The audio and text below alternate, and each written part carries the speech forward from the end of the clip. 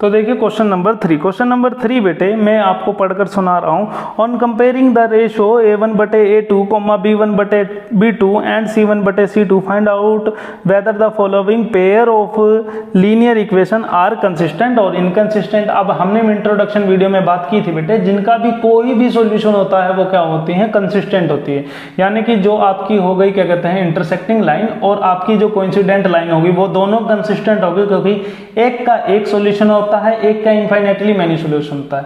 जो आपकी रह गई पैरेलल लाइन वो इनकंसिस्टेंट होगी क्योंकि उसका कोई सॉल्यूशन नहीं होता। तो चीजें बिल्कुल सेम है बेटे, आपने क्या करना है, इसको क्या करना है, कंपेयरिंग करना है स्टैंडर्ड फॉर्म से। A1 की वैल्यू कितनी हो गई आपकी 3 और B1 की वैल्यू कितनी होगी बेटे 2 और C1 की वैल्यू, क्योंकि ये इधर था बेटे, इधर आकर क्या हो जाएगा माइनस का, तो माइनस का 5। A2 की वैल्यू आपकी हो गई 2, B2 की वैल्यू आपकी हो गई माइनस का 3 और C2 की वैल्यू आपकी होगी बेटे माइनस का 7। और जब आप इसको कंपेयर करिएगा तो आप देखिएगा आपका क्या कंडीशन बनेगी, A1/A2 नॉट इक्वल्स टू आएगा B1/B2 के। कैसे देखिए, जैसे ही आपने रखा 3/2 और इधर आया बेटे माइनस का 2/3 जो कि क्या हुआ नॉट इक्वल्स टू हुआ, तो C1/C2 की जाने की बात ही नहीं हुई। तो बेटे ये क्या हो गई, इंटरसेक्टिंग लाइन हो गई। क्या हो गई, इंटरसेक्टिंग लाइन। सो और कंसिस्टेंट हो गया। क्या हो गया, कंसिस्टेंट हो गई। तो आपका आंसर आपके सामने आ गया, ये क्या हो गया, कंसिस्टेंट हो गया। अब हम इसका सेकंड पार्ट बेटे मैं यहीं पर करूंगा आपके सामने ही, ठीक है।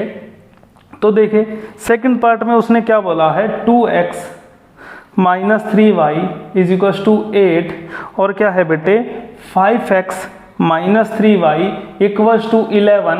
अब बेटे A1/A2 वैसे तो मैं चलो निकाल कर दिखा देता हूँ, आप निकाल लीजिएगा।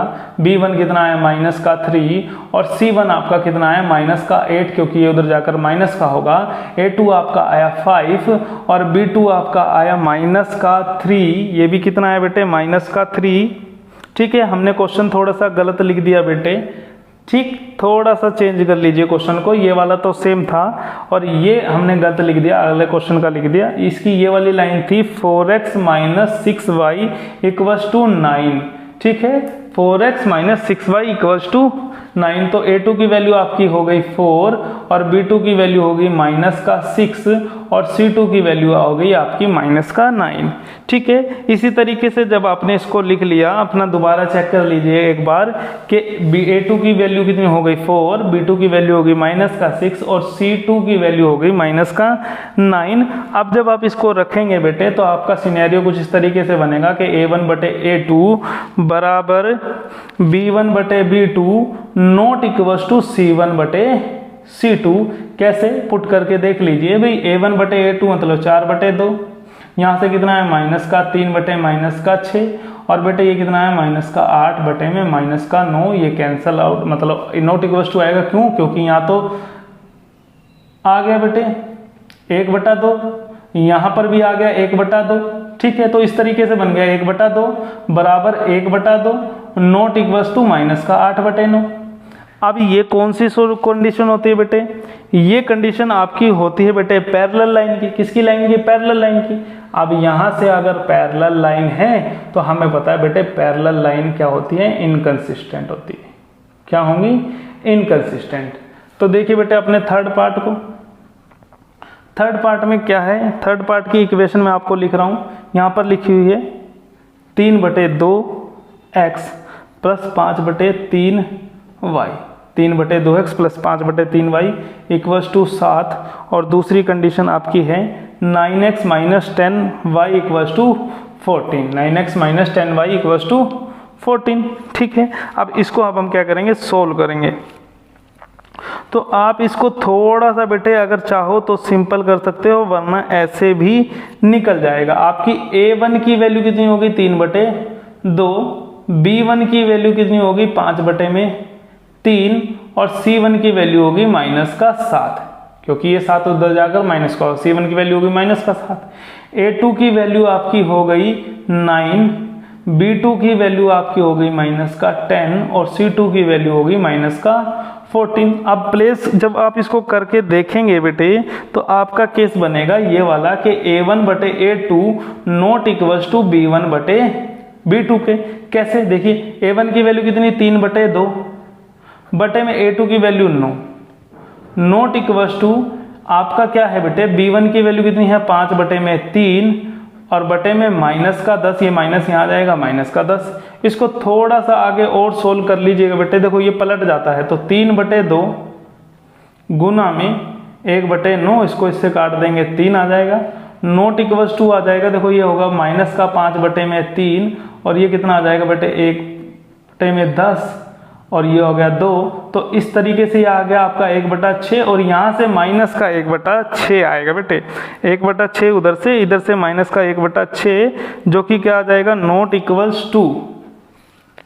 ठीक है, इसी के साथ बेटे देखिए हमारा क्या हो गया, अपना क्या है, ये नॉट इक्वल्स टू हो गया। अब नॉट इक्वल्स टू हो गया तो ये क्या आ गया आंसर, अगर नॉट इक्वल्स टू है तो इंटरसेक्टिंग, और इंटरसेक्टिंग है तो बेटे ये क्या आ गया, कंसिस्टेंट सॉल्यूशन आ गया आपका। कितना आ गया सॉल्यूशन, कंसिस्टेंट आ गया। अगर ये क्या है बेटे इंटरसेक्टिंग है, इंटरसेक्टिंग है तो सॉल्यूशन क्या हो गया आपका, कंसिस्टेंट। क्या हो गया, कंसिस्टेंट। सिंपल हो गया बेटे। अब देखिए फोर्थ पार्ट, अगर बेटे कोई भी क्वेश्चन में डाउट है तो कमेंट सेक्शन में जरूर लिखिएगा बेटे, जल्दी से जल्दी उसको सॉल्व करने की कोशिश करेंगे। वैसे तो ज़्यादा मुश्किल बात नहीं है, एक बार अगर नहीं समझ आया तो एक बार और रिपीट करके देखिए बेटे, समझ आ ही जाएगा। फिर भी अगर नहीं आता है तो कमेंट जरूर कीजिए और हम उसको जल्दी से जल्दी सॉल्व करने की कोशिश करेंगे। फोर्थ पार्ट देखिए बेटे, फोर्थ पार्ट में उसने लिखा हुआ है 5x - 3y = 11 और अगली इक्वेशन है -10x + 6y - 22। तो देखिए a1 की वैल्यू कितनी होगी बेटे 5, b1 की वैल्यू हो गई -3, c1 की वैल्यू होगी -11 क्योंकि इधर आकर माइनस का होगा, a2 की वैल्यू हो गई बेटे -10, b2 की वैल्यू कितनी होगी 6 और c2 की वैल्यू हो गई बेटे +22 क्योंकि इधर आकर क्या हो जाएगा, वो माइनस का हो जाएगा। सिंपल। अब देखिए जब आप इसको पुट करेंगे तो आपका केस बनेगा ये वाला कि a1 बटे a2 बराबर आएगा b1 बटे b2 के बराबर आएगा आपका c1 बटे c2 के। कैसे, देखो 5 बटे 10 बराबर 3 बटे 6 माइनस का 3 बटे 6 बराबर माइनस का 11 बटे 22, तो 1 बटे 2, 1 बटे 2 और 1 बटे 2 सारे ही किसके बराबर आ गए बेटे, माइनस का 1/2 इक्वल्स टू माइनस का 1/2 इक्वल्स टू माइनस का 1/2। तो ये क्या होता है, ये आपकी होती है कोइंसिडेंट लाइन। क्या होती है बेटे, कोइंसिडेंट लाइंस। और ये सॉल्यूशन क्या होता है फिर, कंसिस्टेंट होता है। क्या हो जाता है, कंसिस्टेंट। तो 4 पार्ट हमने कर लिए बेटे, पेज थोड़ा सा भर गया है, 5वां पार्ट नेक्स्ट पेज पे करेंगे। तो उसने कहा ये क्या होता है, कंसिस्टेंट। हमारा 4 पार्ट हो गए कंप्लीट। 5th पार्ट देखिए बेटे, 5th पार्ट उसने क्या दिया हुआ है, आपकी इक्वेशन में लिख रहा हूं बेटे, आप अपनी बुक्स में देख के लिखिएगा। 5th पार्ट में दिया हुआ है 4y में 3x + 2y = 8। अगली इक्वेशन है 2x + 3y = 12। 2x + 3y = 12 दोनों इक्वेशन आपकी मैंने यहाँ पर आपके सामने लिख दी। ठीक है बेटे। अब देखिए उसने कहा कि अब आप जब इसकी a1 बटे a2 निकालेंगे तो a1 की वैल्यू कितनी आएगी 4 बटे 3, b1 की वैल्यू कितनी आ जाएगी 2 और c1 की वैल्यू आ जाएगी -8। a2 की वैल्यू निकालोगे तो 2, b2 की वैल्यू निकालोगे तो 3 और C2 की वैल्यू निकालोगे तो -12। जब आप इसको प्लेस करेंगे बेटे तो आप देखिएगा आपकी इक्वेशन बनेगी a1 बटे a2 बराबर आएगा b1 बटे b2 के और ये बराबर आपका आएगा c1 बटे c2 के। कैसे, देखिए 4 बटे में 3 बटे 2, 2 बटे में 3 और -8 बटे में -12।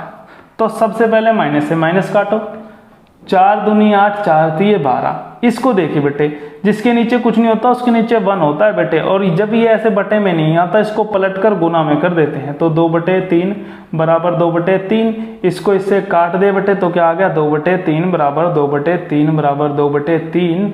तो ये केस किसका बनता है बेटे, कोइंसिडेंट का। किसका बनता है, कोइंसिडेंट लाइन का ये केस बनता है। और कोइंसिडेंट लाइन क्या होती हैं, कंसिस्टेंट। क्या हो जाती हैं बेटे, कंसिस्टेंट।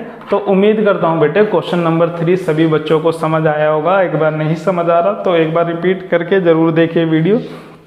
फिर भी किसी प्रकार का अगर डाउट रह जाता है तो कमेंट सेक्शन में ज़रूर लिखिए। चलते हैं क्वेश्चन नंबर 4 की तरफ।